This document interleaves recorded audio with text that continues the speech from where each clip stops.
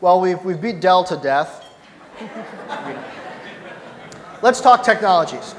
A lot of big technologies in 2010. What are going to be the big ones for 2011? The defining technologies that'll catch everybody's attention. The Angry Birds of 2011. Where are they going to be, people?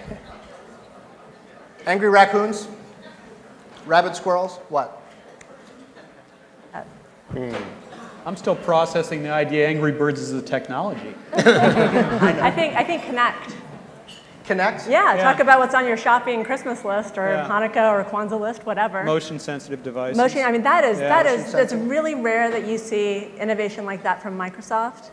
And good job with that Microsoft. The Microsoft and that is just when they were starting to enjoy themselves. No, but that is within range. I'm going to say something nice. That is phenomenal innovation from Microsoft. Yeah. You know, and I think Microsoft is really smart to leave that. How do they do that? Well, really, to leave the hacking thing open so people can hack it. Leave that thing open. Yeah. You know, there's a lot of potential applications for that. Video conferencing. I'm going to throw that out there. 4G. I think the need 4G? for speed. I'm a speed demon. I'm really excited about that. Yeah. Verizon table. Yeah. Hey. But no, I think that's key, right? Like we want to be able to see download our music faster, video chat on our phones, and going along with phones, voice search. Awesome. I think the way that we can do that more, the more that we can get our phones to read our minds. I'm hoping that by 2011, I don't even have to pick up my phone to check in someplace to search for something. I think Eric Schmidt said that maybe they're brain implants that they're working on at Google. He wasn't sure. I'm hopeful. You're hopeful. I'm hopeful. You want that Eric Schmidt brain implant? Oh yeah. Be sure to tell me how that goes. Okay. I'm going on the record with video conferencing. I think dual cameras in an iPad, maybe some other things like that could be huge. Who else? Technologies for 2011. NFC. Near field communications. Thank you. Yes. It may not go completely mainstream in 2011, but you can bet your ass that Apple's next phone is going to have it, and it's going to pave the way for. At least in the U.S. to finally. That Apple's next phone is going to have it? No, it's going to. Well, so if it doesn't, you lose. I can't. It's going to be on Android. Yours, not mine. All right, okay. It'll be on the next load of Android in a couple of weeks, and it'll be in phones. And it's not just for a cache proxy.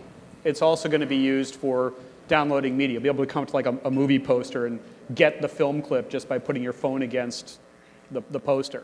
Or it'll be used in advertising. The chips are so cheap, you can do them in all these other ways, and yeah, that will pervade. But I think I wouldn't underestimate the opportunity in payments, because that's I mean, you're talking about it's a monster opportunity to replace replace credit cards, and the industry is on top of this. This is they've been working on some people are already issuing credit cards that have effectively have NFC chips in them. It is. Is Eric Savage predicting that the credit card will die in 2011? No, it's not going to die in 2011. It's not. Mine doesn't expire for a few more years. The little plastic rectangle might go away, but it's the same players for the most part. It's just different means, and they say more secure, so they kind of like it. But we are moving. I think we'll rapidly see movement towards using your cell phone for payments, where you won't have to carry credit cards. Who does not think we will get a Verizon iPhone in 2011? How about in the entire room? Is there anyone in the entire room? I'm definitely getting it. So what month will it show up? January. Or March. Ooh, January, March. What else? Could be February.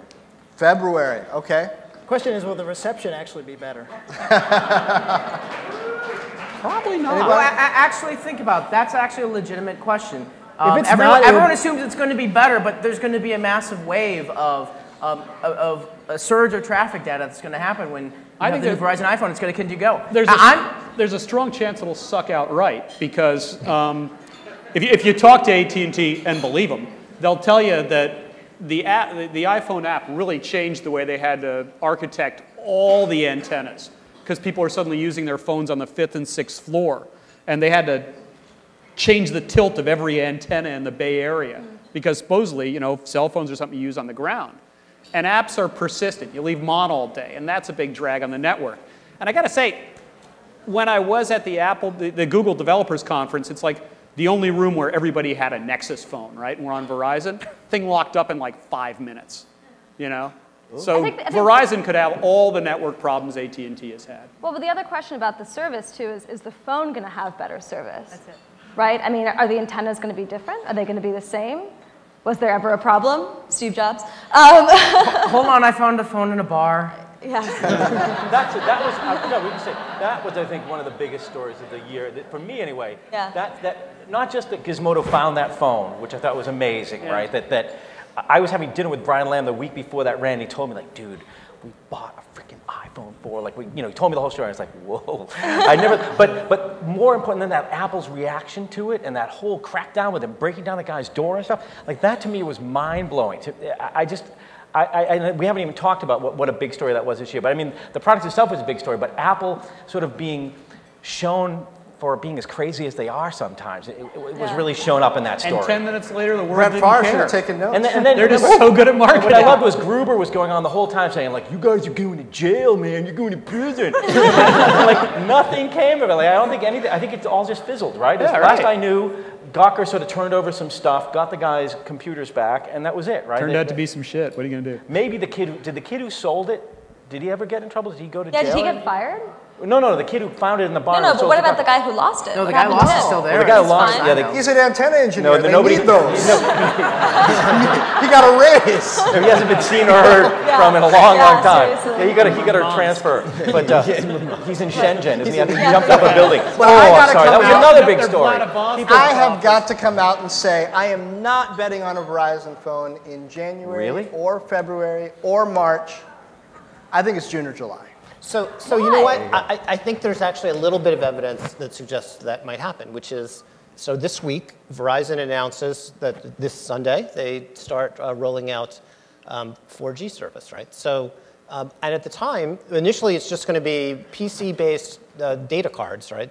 They said they will have the first LTE devices mid-year 2011. Now, if you think the Apple Verizon iPhone is going to be a 4G device, maybe it is. Maybe it is until May, June, July. Here is my logic, though. Here's my logic. If you are Apple, you're used to running this efficient machine where you're manufacturing stuff, you're getting it there just in time. Are you really going to make an entirely different phone and deliver it right in the middle of your delivery cycle for the iPhone?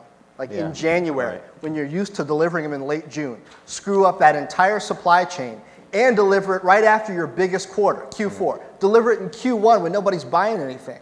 What kind of sense does that make? This is why you're on TV.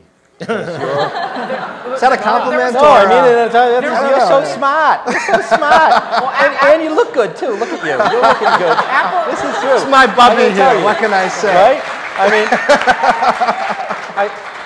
oh, but can we say just hello to the access table? I just want to try something. So hi. I think Access is winning tonight. Yeah. Someone's got. I mean, you got to step it up, people. On your note, so Q1 of 2010, I think the iPad did pretty well doing it in Q1. But I do think that I don't think they'll launch at the same time. I do think that the Verizon iPhone, it doesn't make as much sense to launch in January, only because you want to keep all the iOS devices somewhat in sync for you don't want to you want to keep the iOS you want to keep iOS the same on there. They finally merged them together in 4.2. They don't want to be breaking it off again. They're never going to launch at the same time, but I think you might see a little bit of a closer time frame. So what one thing you're saying? Is there any other company in the world that, like, all these reporters will sit around, like, trying to guess and think, like, what? No, all due respect to Dell, but nobody ever sits around going, what do you think the next version of the Streak's gonna have, man? Like, seriously, I don't think this. It drives me nuts the way we all do this. Like, we sit around and speculate. Well, if they do it in June, that would be. You made a whole franchise out of it. I What know. are you talking about? It drives you nuts. I know, but I mean, like, no, every company in the world would kill for this kind of, this kind of craziness, right? But I mean, I don't even know how Apple does it. For example, okay, whatever happened to that white iPhone? I bet everybody on this has written about it. Have you written about the white iPhone that never shipped, that never existed, Everyone right? wrote about the white iPhone. How many words have you written about the non-existent white iPhone? More than were required. Yeah, see? No, 5 articles at least. 5 articles, I mean, right? Like, yeah, could it be this? Could it be that? Why? What happened? Like, I mean, Apple is an amazing company, and I don't know how they do it. I think it's like mass hypnosis or something. Remember during the 2008 election, there were people like birthers who were saying that Obama was using NLP, neuro-linguistic programming, to hypnotize audiences in his speeches. I think Apple does a sort of version of that. I think there's NLP in the next iPhone. You can bet your ass on it. There will be. And, It's already NFC. there. Every iPod has subliminal messaging. That's how it happens. God, I don't know, man. But